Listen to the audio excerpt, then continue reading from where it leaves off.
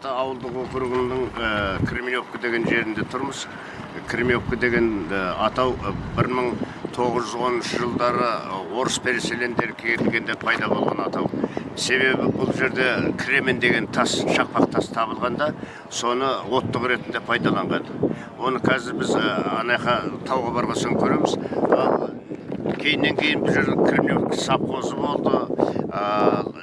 Негізінен бұл жердің несінде тарихында жібек жолының бойынан өткен арна болғандықтан екі ескі орта ғасыр қалашықтар жатыр бұл жерде. Содан кейін түркі заманындағы Мыңбұлақ қалашығы жатыр. Бұны Абараж дейміз. Мына жақта Құлан қалашығы жатыр. Ал енді бұл жерде 20-ға тарта обалар бар, тарихи ескерткіштер. Мінекей осылар. Ал енді мына біз тұрған көше Пахом көшесі деп аталады. Дмитрий Пахом. Кеңес одағының батыры, Ұлы Отан соғысында үлкен ерлік көрсеткен кісі. Кейіннен кейін мына 92 жылы жер су атауларын қайтадан қайтарған кезімізде біз бұл жерде шалдар, қарилер жабылып, Шақпақ әулиенің есімімен қойды. Бұл антропонимдік атау.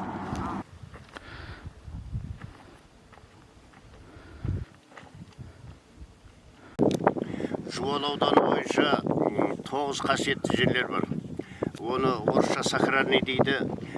Мынау халық, ел жұрт, оны кие тұтады. Сондай бір жер мынау жаңа Белгілі өңірінен бастағанда жаңа Берқарадан бері қарай келе жатамызда жаңа одан жаңа Көксай бар. Мына жаққа келгенде Момыш бұлағы бар. Момыш бұлағынан осы Шақпақ әулие өңгіріменен мынау жатқан Шақпақ қалашығы. Осы екеуі туралы кішкене әңгіме айтайық. Мынау Шақпақ деген кісі жалпы киелі қасиетті кісі болған кісі айды. Бұл кітапта солай жазады. Менің қолымда Әділхан Байпатша деген кісінің Қазақ даласының ежелгі тарихы деген кітап тұр. Мен осыған сүйеніп әңгіме айтайын. Негізі тәңір табынып замандардан бері келе жатқан киелі орындардың бірі осы мынау Құлантаудың етегінде. Мына жағында Құлантау бар. Құлантаудың бітер жері. Ар жағы асу, Шақпақ асуы деп аталады. Одан бері қарай мына Шақпақ қалашығы, одан бері қарай мына Шақпақ өзені, мына жерде ағып жатқан мынау Шақпақ тауы. Ал мынау жағы біздің отырған жеріміз Шақпақ әулие өңгірі. Мінекей бұл жерге бүгінде зиярат етушілер, осыны әулие тұтатын кісілер келіп нетіп отыр.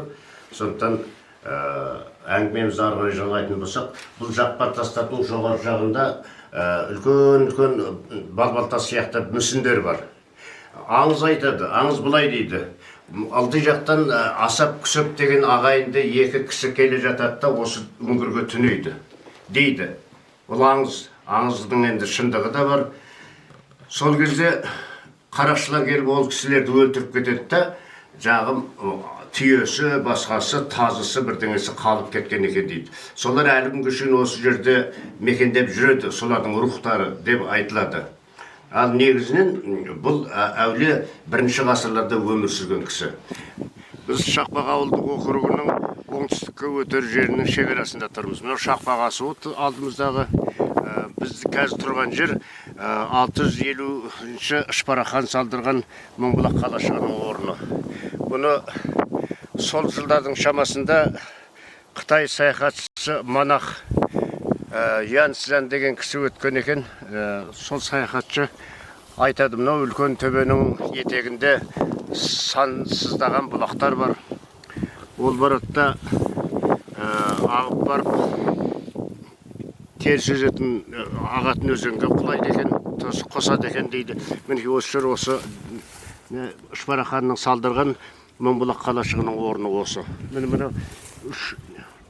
Бұны халық Үштөбе деп атап кеткен. Мынау сиырлар жатқан жердің ар жағында осы қаланың орны болған. Осы қаланы бұрынғы кезде араб саяхатшылары Абардаж қаласы деген екен. Абардаж деген сөз аударғанда мұнаралы қала деген мағынаны білдіреді екен. Сонда 19 мұнарасы бар.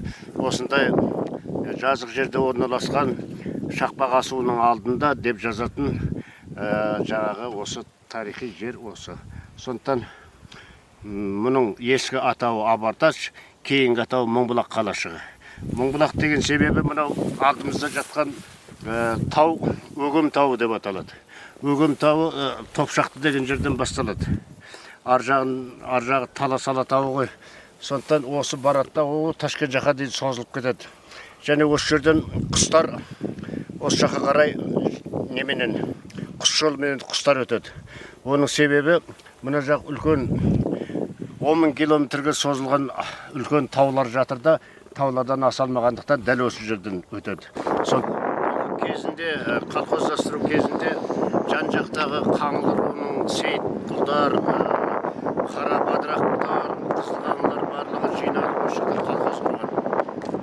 Осынау Бектөбе деген сайдың басында отырған Артайпаның нелері осы жерге жиналып 32 жылы Амангелді колхозын құрған. Амангелді колхозы кейін мынау біздің дәуірімізде 90 жылдардың ішінде мынау Тәттібай Дүйсебайұлы болып аталды. Өйткені бұл Тәттібай Дүйсебайұлы деген кісі Ұлы Отан соғысына қатысушы, ішкі істер саласының ардагері, өте ішкі үлкен тарихи генерал-майор.